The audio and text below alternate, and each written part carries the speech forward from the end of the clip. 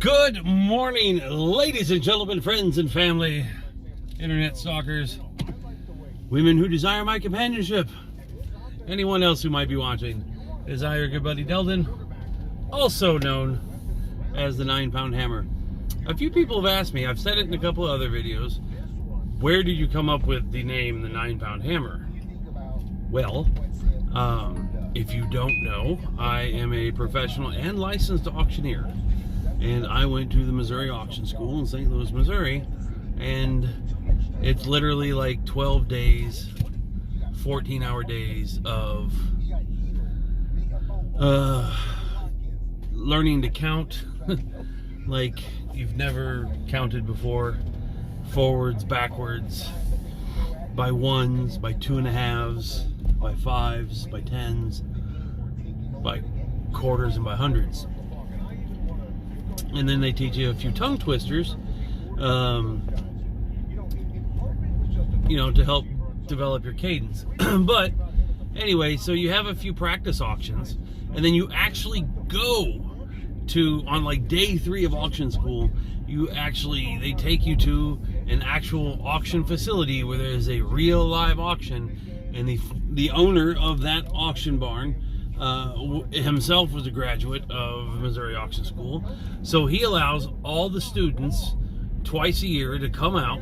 They only have school twice a year to come out and get up there and sell 3 or 4 items. And I got up there and slammed the gavel and said, "Sold, bidder number whatever." And one of the instructors, who's actually a world champion auctioneer, Ron Kreis, was standing up there with me and said, "Son, you slammed that gavel like it's a 9-pound hammer." And so that is where the origination of the nickname the 9-pound hammer came from.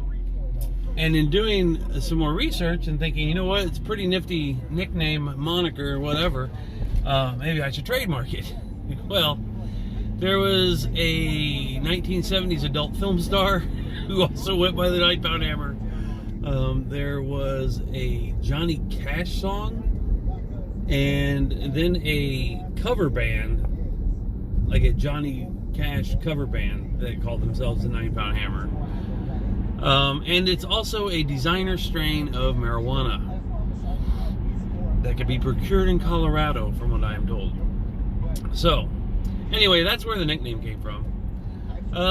As you can see, I'm in my car. I'm heading to the storage unit we won the other day. Literally, I have to pick up 2 boxes and 2 waste baskets, and then sweep it out, and then we're done. And then I got to take a picture, show it to the manager that it's emptied out, except for the boxes with all of their personal and private documentation, checks, taxes, all his business records from his clients and whatnot. We're going to leave that, and they're going to have him come and get that. And then ADT, I'm told, is out at the store right now, installing our state-of-the-art security system, like 13 cameras, motion sensors, door sensors, garage door sensors, and then we can access all the cameras or whatever through our phones or tablets or whatever, so we can, if we're bored, I guess, monitor the goings on of the warehouses and store when we are closed and not there. Had a gentleman come out to our store yesterday who sells ocean containers, like the 20 and 40 foot cargo containers that they use to ship stuff overseas. He sells those. He wanted to rent a corner of our property, that triangle area in the front by the highway, and put some of his containers out there with a big banner with his phone number. We didn't think that was a great idea, because then everybody would be calling him, we figured, to call us. So we called him back and made him an offer. Said, look, make us authorized dealer of your containers, and you know, we get like $100 for every container we sell or whatever. And he's like, oh, no, there's absolutely no money in it anymore. He's like, I couldn't do that. And then he said he rents them out for like $50 a month or whatnot. So then we said, well, what about you put like 20 or 30 of them out here, and then you know, you can put your banner and your phone number on them, but we can also then put our banners on them as well, and then we can put one of them lighted arrow signs or whatever that flash on top of one of them, and you know, we not charge you any rent then, but you allow us to then rent out the interior of them for storage. So once we do the flea market, then people can have enclosed containers for their stuff, so they don't have to take it back and forth. He really liked that idea, but then he said they would be $65 a piece then at that point, and then he would charge us a $250 drop-off fee, and that makes no sense to me, because we're allowing him to put his stuff on our property to then sell, and us not get a cut of anything that sells that's on our property, and then he wants us to rent them out from him, which that made no sense to me. If anybody else can brainstorm or come up with an idea that might be beneficial, or that maybe we can pitch to him, or maybe even any other storage container company, leave it in the comments, please, because I mean, I would love to do something like that. Maybe not necessarily with Johnny, but with whoever has a really good idea, and you know, we're completely open to ideas. We also have that acre behind the auction barn that we're also going to utilize for a flea market. So we're going to call today and get a rock and gravel company to come out and see what it costs to gravel that whole triangle area up front, and then to gravel the acre in the back. I'm told gravel is cheap. It's like $300 a dump truck load. I don't know if that's true or not, but we will find out. So that's it for now. Gonna go ahead and see you in a second.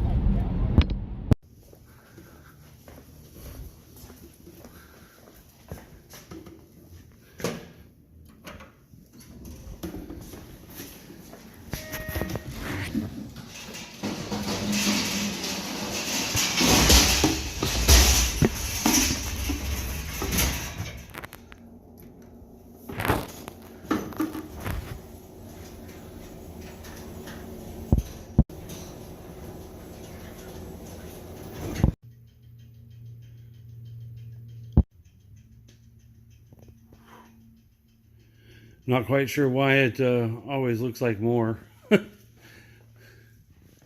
So we just gotta grab this stuff right here. I forgot about that TV stand. Waste baskets, and that's it. And just like that, in 10 minutes, we're loaded up and we're leaving. Not quite sure why the alarm thing is going off there.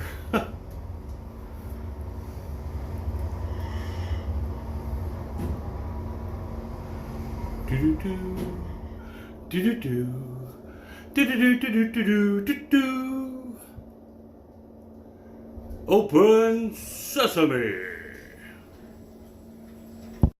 All right, I got my $100 cleaning deposit back, and we are out of here, headed to the store.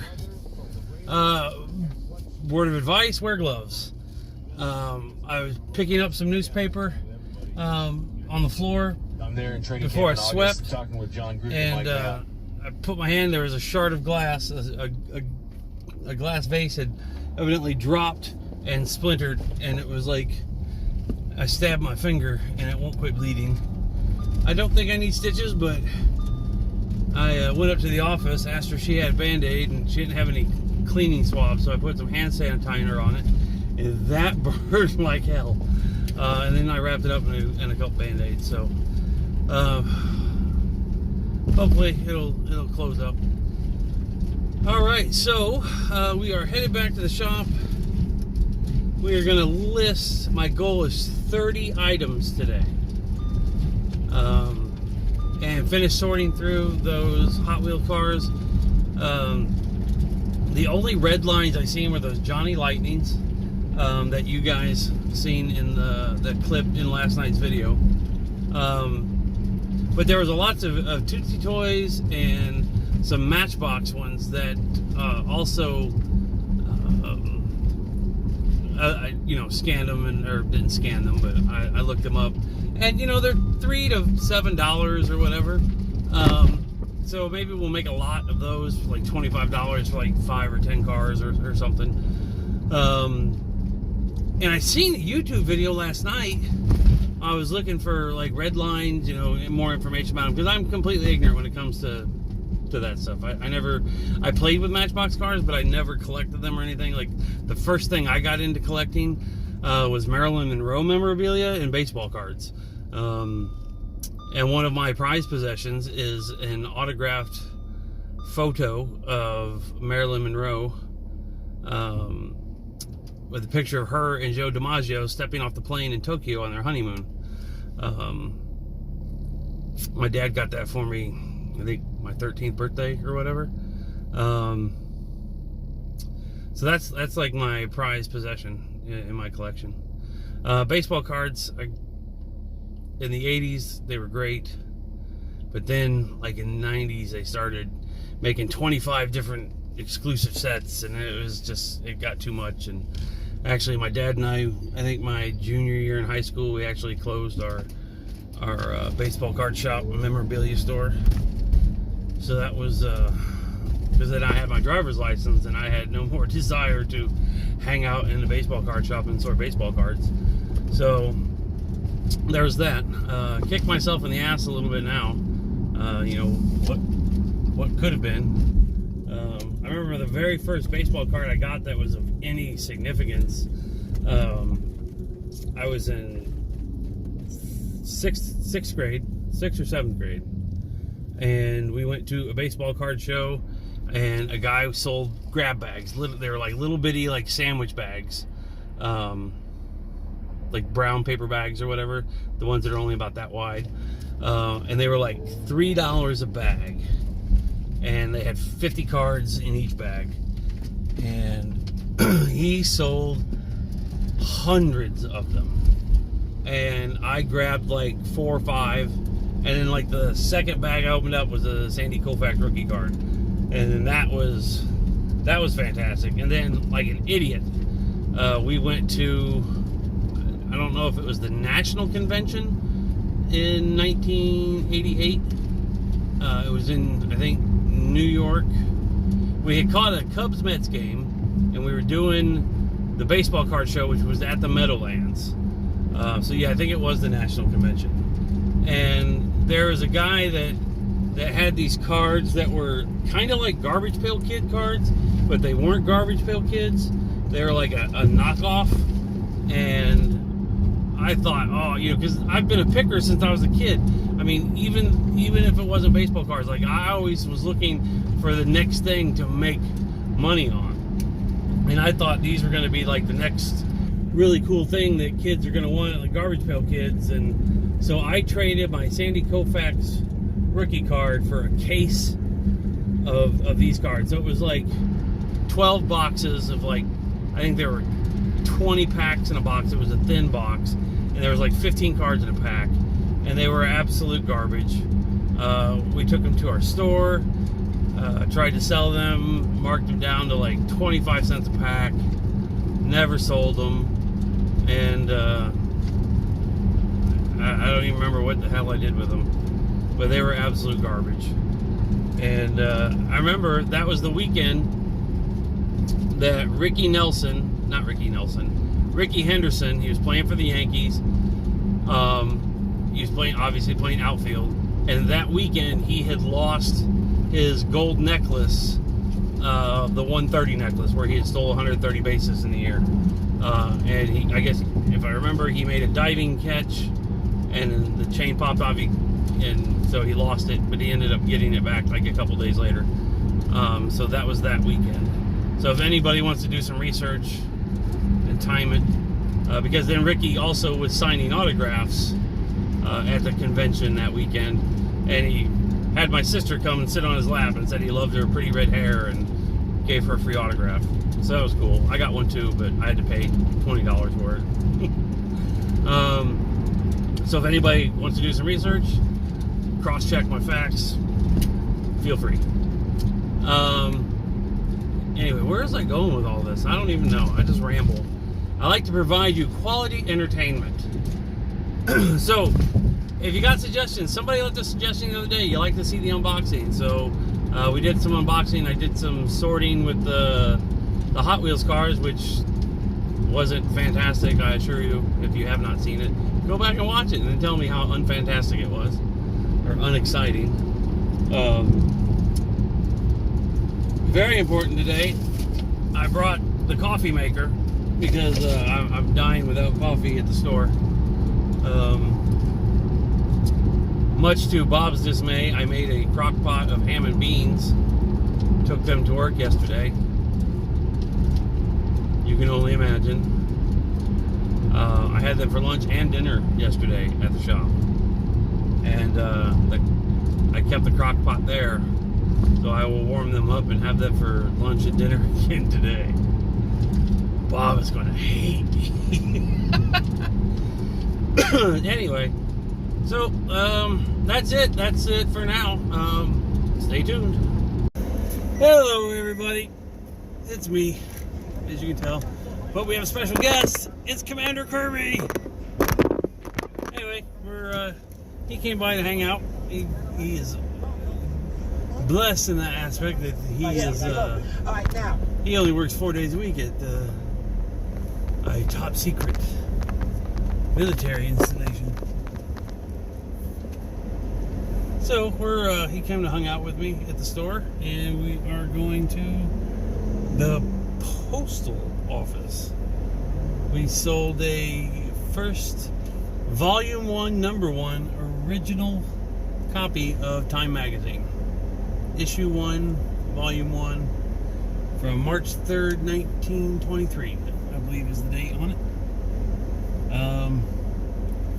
Put it up there for $59.88, and it sold within 6 hours. So perhaps we did not ask enough. But it's going out. We're shipping it out flat rate envelope. We'll put it inside another bubble mailer. And then we'll put that bubble mailer inside the flat rate envelope mailer.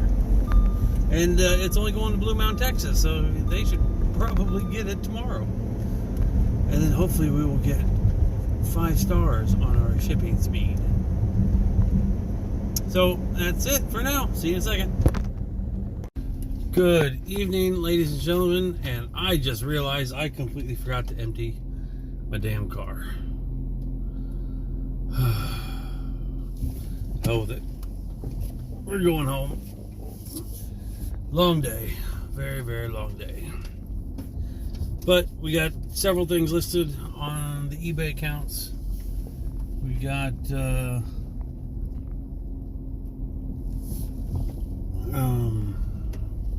what do you call it?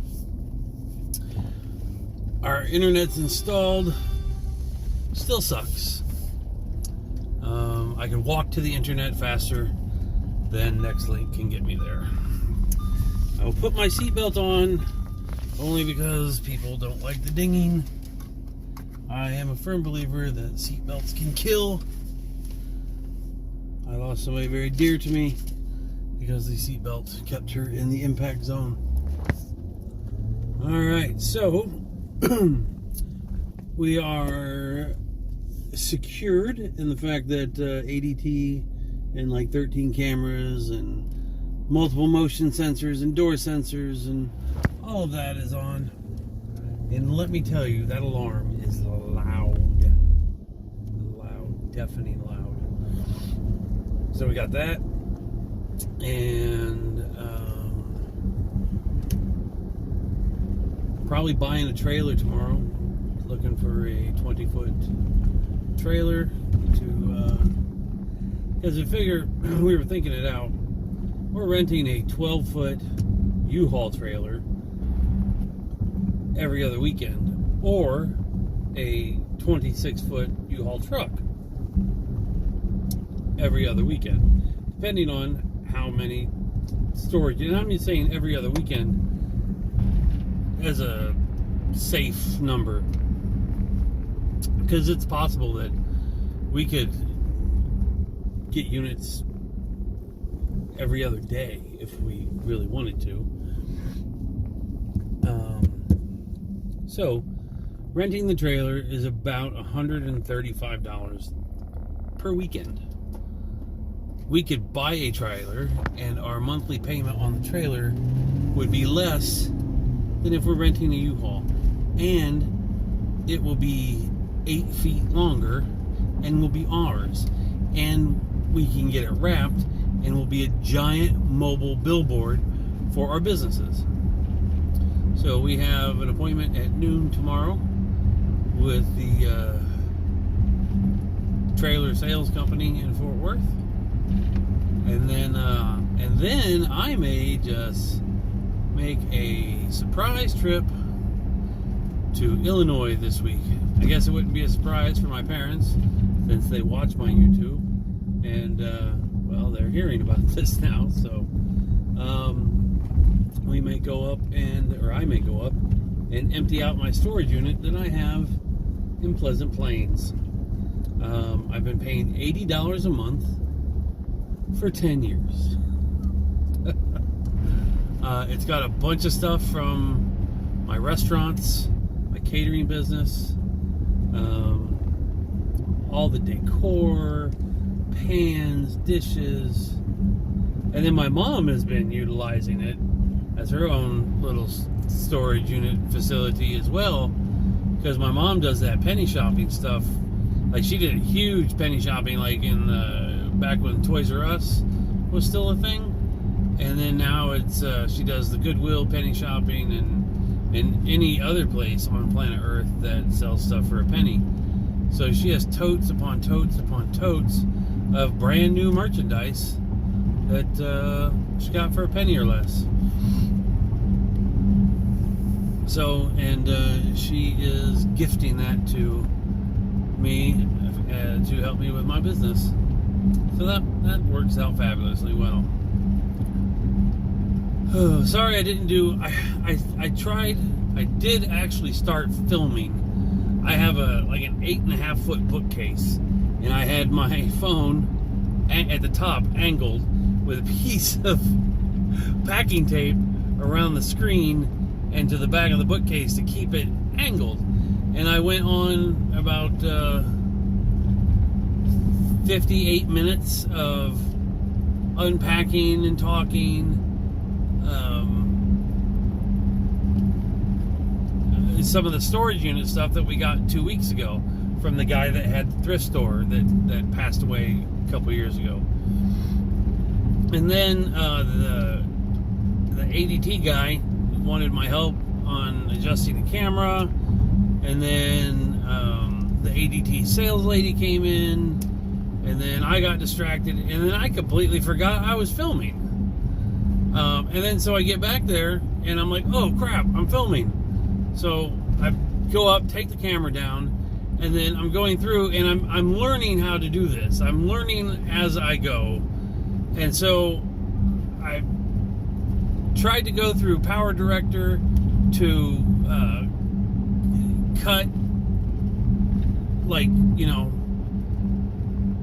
40 minutes of blank nothing of you guys just staring at a mess of boxes and whatnot. And I couldn't find the tool in Power Director, so then I opened it up in my just the natural, when you play a video back camera or whatever, and there's an edit tool and it snip. And so I snipped, and then I snipped the part that I wanted to keep, and all I was left with was like 41 minutes and 17 seconds of nothing. So I am not technologically savvy, as I have stated several times.